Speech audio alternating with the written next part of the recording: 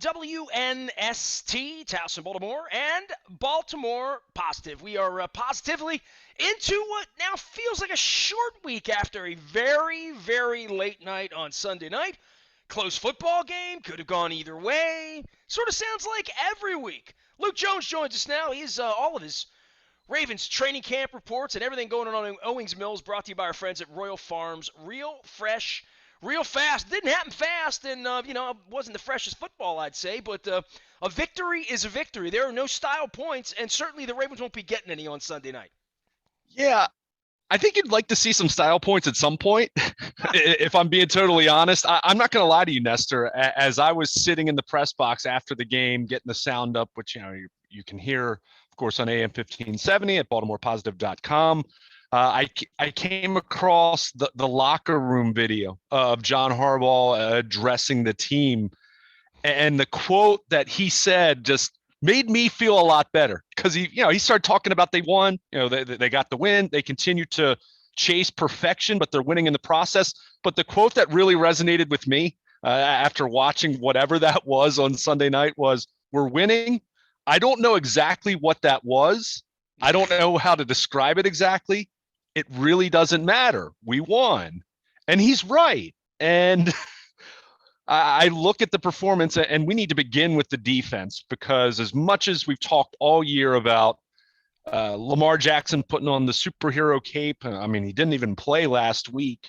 So we saw last week a couple big plays aside, the defense had played well, but this defense has been maligned, and they've given up a ton of big plays, and they missed a ton of tackles for a large chunk of the season. And what we saw on Sunday night, they did not miss many tackles, and they went up against the best rushing attack in the NFL without Calais Campbell up front, mind you, which dummies like me thought could be the absolute determining factor in the game, the swing factor in the game, quite possibly when he was deemed inactive.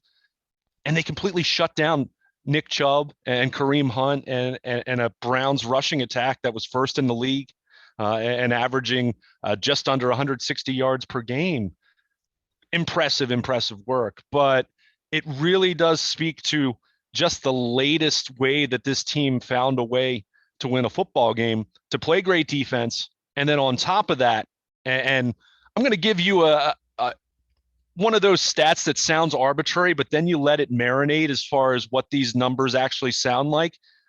On Sunday night, the Ravens became the only team in the Super Bowl era, so this is going back to the mid to late 60s, right, to score fewer than 17 points. All right, we know that's not very good.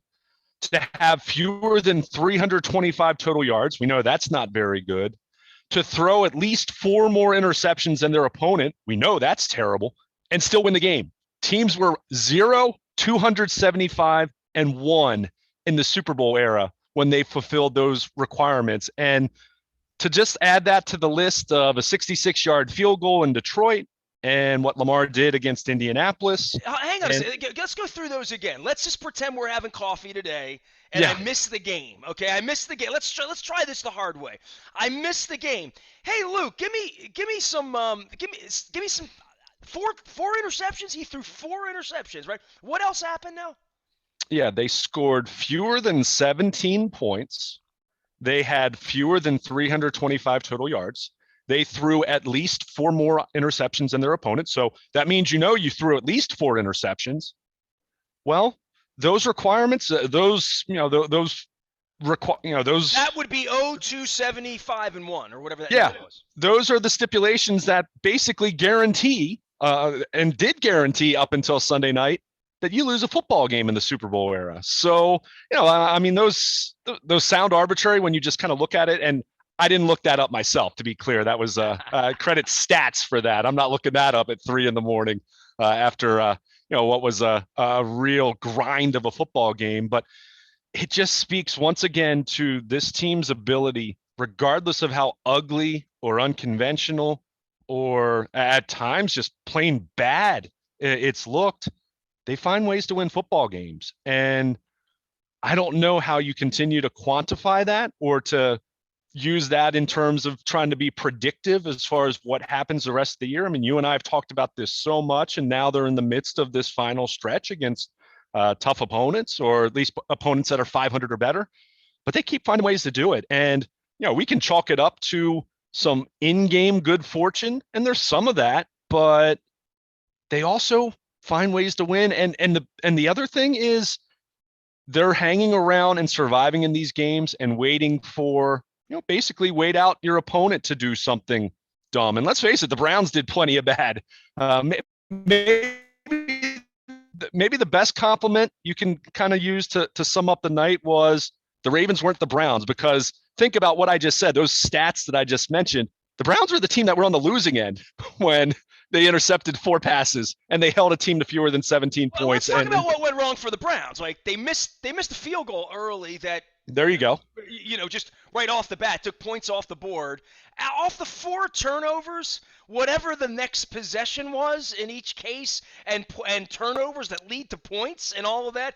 Usually 4 turnovers leads to 17 points, right? I mean, if you just take any 4 turnovers, you'd say, 2 touchdowns and a field goal, because momentum, where was it on the field that it happened, what time in the game did it happen, and the Browns were equally as terrible. I mean, as much as we want to talk about the Ravens, and we spend a lot of time here dissecting our side, our offense, our defense.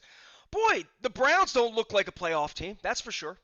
No, not at all. They were terrible. And I mean, as much as you can point to certain elements of what happened Sunday night as the Ravens doing some terrible things at times, and specifically Lamar Jackson, we'll get to Lamar. But again, I want to focus in on the defense a little bit here, because they deserve their flowers after that performance on Sunday night. But yeah, they had 3 points off those 4 interceptions by Lamar Jackson. I mean, you're not beating anybody when you fail to capitalize on that. As much as you say you're not beating anyone when you turn it over 4 times, which usually is the case, you're certainly not going to beat anyone when you do nothing with those extra possessions. I mean, those are extra possessions of the football that your opponent awards you, and then they made a couple good plays. So let's not say it's all just Lamar Jackson being bad in those instances, but they didn't do anything. 3 points off 4 turnovers. I mean, that's crazy when you really think about it. Even some of the big plays that Cleveland did make in the passing game, and there were a couple, you look at where it was on the field, generally they made those plays early in drives where the Ravens still had a chance to do the whole bend but don't break thing, and they did a really nice job with that. But you said it, if you want to get really simplistic about it, the difference in the game up until, Justin Tucker makes the last field goal to go up by 6 was, that missed field goal at the beginning there. So, it's a tie game otherwise. And so it really said a lot about both of these teams, that you see so many flaws, so many things that didn't go well for both sides, but the Ravens found a way to make just enough plays and to hold on just long enough for the Browns to be the Browns, quite frankly. And yeah, I'm with you. And it hasn't been moving in a good direction for them for quite some time. I mean, you think back to when they blew out the Bengals several weeks back, they've been a mess ever since. I mean, even go back to what they did last week, barely beating the Lions. And, the Ravens barely beat the Lions. I'm not going to harp on that too much, but their offense is just, as well as they've run the ball, and you think, wow, that should lead to play action success and making plays in the passing game and kind of doing what the Ravens did 2 years ago with their historic rushing attack. They haven't had that. And I can't help but think, even though there were others who let Baker Mayfield down at points, there were some drops there, some balls that I thought he delivered that were on target, or at least a chance to make a play, and the guy didn't make a play. He stunk at all. Matter of fact, I don't think he was very. I give him high grades for really. Not high grades, but I felt like he delivered the ball. I mean, for being injured and all that he was supposed to be, and walking around limping like John Wayne and all that stuff, I didn't think he was there. I thought their running game was terrible, and I thought that's really a tribute to the front seven of the Ravens. Patrick Queen showed up. Josh Bynes showed up. Names, Matabike. I mean, we saw defensive football. Brandon Williams, was on a milk carton before Sunday night. So, difference makers, that was the difference. I mean, you had to stop their running game, and they did. And even though they turned the ball over 4 times, I was thinking of all the weird stuff. I always think of Anthony Mitchell. He's my Facebook friend, and his kid's a hell of a football player down in the South right now as well. You'll be hearing about him. But I think about block kicks, missed field goal, all of those weird things in that Mm-hmm. Tennessee game 21 years ago now that I actually think about it. Those are the things that turn games lies, damn lies in statistics, right? No question about it. And it's funny you mentioned the past. As I was driving home early Monday morning, late Sunday night, early Monday morning, I kind of thought, wow, that felt like a Kyle Bowler era kind of win. Let's call a spade a spade. I mean, I know you love Kyle, good guy, from a personal standpoint and everything, but was not a very good quarterback. And you think back to some of those performances where quarterback play in that era could be downright inept, but you had Ray Lewis and Ed Reed coming to save the day, or maybe a Terrell Suggs or whoever.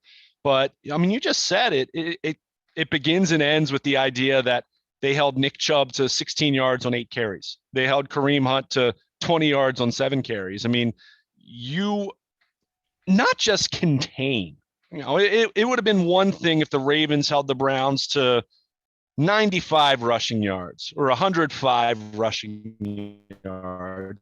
Look at the Ravens rushing attack on Sunday night. It's not as though they got great contributions from Devontae Freeman and Latavius Murray in terms of yards per carry. Those guys, I think the longest run they had from a running back all night was 8 yards. Devin Duvernay had the longest run from someone not named Lamar Jackson, but the Browns didn't even have anything that was functional. We talked about this last week with the Browns game or the Bears win, where you and I kind of volleyed back and forth about the Ravens running game. And I said it was at least good enough that it helped keep them in third and manageable. It wasn't impressive statistically, but it gave them enough.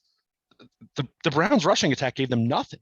And that's a major credit to this defensive line stepping up when Calais Campbell was out. And again, something I thought was going to be a massive loss for them. And look, Calais Campbell's a great player, but guys stepped up and played at a very high level. And it was great to see Brandon Williams back and looking a little bit more like the Brandon Williams of a few years back. Maybe not the guy. And who knows, maybe that shoulder was bothering him in some of those performances leading into the bye week. But, we hadn't seen the same Brandon Williams necessarily. But he was good. And Justin Madubuike was really good. And Justin Ellis, who John Harbaugh singled out after the game. And I know I asked about him a couple weeks ago, and Wink Martindale said the same thing, how he's quietly played at a really high level for them. And they've needed that with Brandon Williams being out. So you got that. You got the play at the second level. You mentioned Patrick Queen, Josh Bynes, Christian Welch got some snaps, which I thought was surprising. I'll be interesting to hear what John Harbaugh has to say about that. As we start looking ahead to Pittsburgh and what that could mean. But Tyus Bowser was outstanding. But really, when you shut down a rushing attack, a ground game like the Browns, you do that. That's a collective effort. For those wide zone plays and those plays to the edge, you have to be so good with your run fits, with your angles, your ability to shed blocks, and that's every level. You need the secondary to tackle in those instances. And as much as we've harped on shoddy tackling over the course of the season, we didn't see much of that on Sunday night. We saw good tackling. We saw a number of plays where one broken tackle might have meant a first down on a third down play. And by the there just way, wasn't very much of that. Games are different. I watched Pittsburgh and Cincinnati earlier in the day. And even though it was a blowout, it was terrible, they hit each other in this division, right? Like when you talk about tackling, gang tackling, piling on, like late flags happening, and that's when these division games happen. And part of that is you don't want Chubb running you over and have that be part of you get thrown to the ground and 50 yards later, Chuck Clark's chasing him. Yeah, and there's more of a familiarity, right? I think for as much as maybe we talked about the Bengals defense catching the Ravens by surprise earlier this season, after Lamar Jackson and this era of Ravens football had completely not just beaten them but embarrassed them in recent meetings. For the most part, there are no secrets between these teams in the division, so it really does come down to not just effort necessarily, but comes down to tackling, physicality, that want to, as Buck Showalter used to always call it. And you have a little bit more of that. And yeah, there is a certain amount of pride that maybe isn't the case in every division. I mean, you don't hear people talk about every division in this vein, but you do hear people talk about the AFC North in that light. When you look at what Pittsburgh has been over the last 2 decades, when you look at what the Ravens have been over the last 2 decades, Cincinnati's had their moments, even if no moments in January per se, and then the Browns have, let's face it, have kind of been the Browns, and this has kind of been their MO. Last year, notwithstanding, they get to a place where they've got a chance to kind of show that they're different this time around, and well, they weren't on Sunday night, and they were the healthier team going into the game. As much as you feel for Jack Conklin, with talking about a torn patella tendon, the early indications they lost some other guys over the course of the night, but that was a Browns team as healthy as they had been since week one. And when you compare that to where the Ravens are, not just season long, but on a week to week basis, continuing to deal with injuries and absences. Again, it's to me that sheds some light on what's underneath the hood, and I think the Ravens proved to be the superior team there. And I couldn't help but feel that Sunday was a little bit of a separator type Sunday for the AFC North. And you look at what Cincinnati did against Pittsburgh, and not just beating them, but beating the what out of them over the course of 60 minutes. And you look at what the Ravens did. Now, can change in a week or two. I mean, the Ravens go to Cleveland. When the Browns will be coming off their bye week. Maybe things will be different that time around. But it's feeling more and more like I feel like we know at this point the Ravens are a good team. How good, we can debate.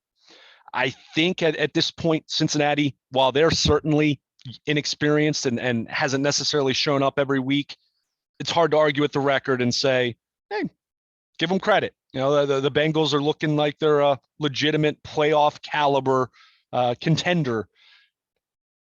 Cleveland, I mean, they've had a couple really impressive performances this season, but they've also had a lot of lousy performances.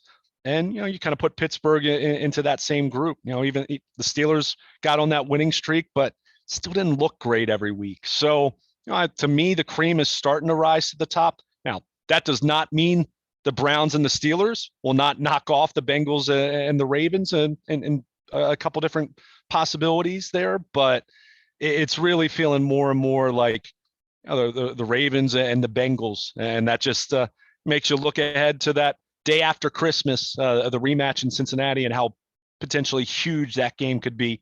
Assuming these teams take care of business these next few weeks. Dude, of all the games that I don't buy a flight for in the beginning know, right? of the year, Cincinnati the day after Christmas, all of our WNST coverage brought to you by our friends at the Maryland Lottery. We are going to be letting ourselves play on Friday. We're going to be in Cockeysville at Pappas, very favorite crab cake of many, many people, including Leonard Raskin from Raskin Global. We're going to be joined by him. Also, my friends at Liberty Pure, Doug Workman's up that way as well.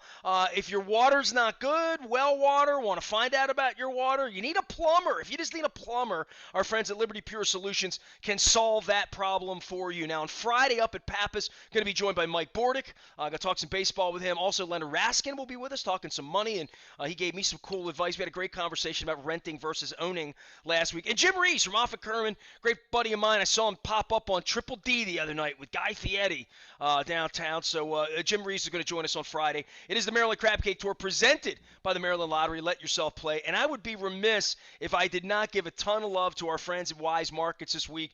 Giving Tuesday is Tuesday. Make sure you're giving. What the hell? Giving Wednesday, giving Thursday, giving Friday, give all week long. And then certainly Luke and I are going to be giving on Sunday as we get up early in the day and head up to Pittsburgh to take on the Steelers, Yins, and that, and all that's going on all week long. It is Pittsburgh week around here. The Ravens are in first place. The Ravens are the number one seed in the AFC North. And I don't know what that was, and it doesn't even matter, according to John Harbaugh. You can hear all of our audio out in our audio vault at Baltimore Positive. Luke and I are going to be talking a lot of football here as the week gets going. We've got some great guests this week as we head up to Pittsburgh. We always have great Steelers guests, but I'm mixing it up here a little bit as well. Harford County Executive Barry Glassman joined us up at Conrad's. God, what a great time I had at Conrad's. Incredible food. I had the crab hash up in Abingdon. Make sure you stop in the parking lot up there as you get off 924, and say hello to Andrea and Tony and our friends at Conrad's Crabs. Great guest, as well as my wife and Eric Sauer coming on for Giving Tuesday. Serendipity was with us on Black Friday talking about There Goes My Hero and the role of German donors in saving their lives. The Ravens don't need these saviors right now. They feel like they just have good fortune and the wind at their backs at this point as we head to Pittsburgh. I am Nestor. He is Luke. We are WNST AM 1570, Towson, Baltimore, and we never stop talking Baltimore positive and Raven victories.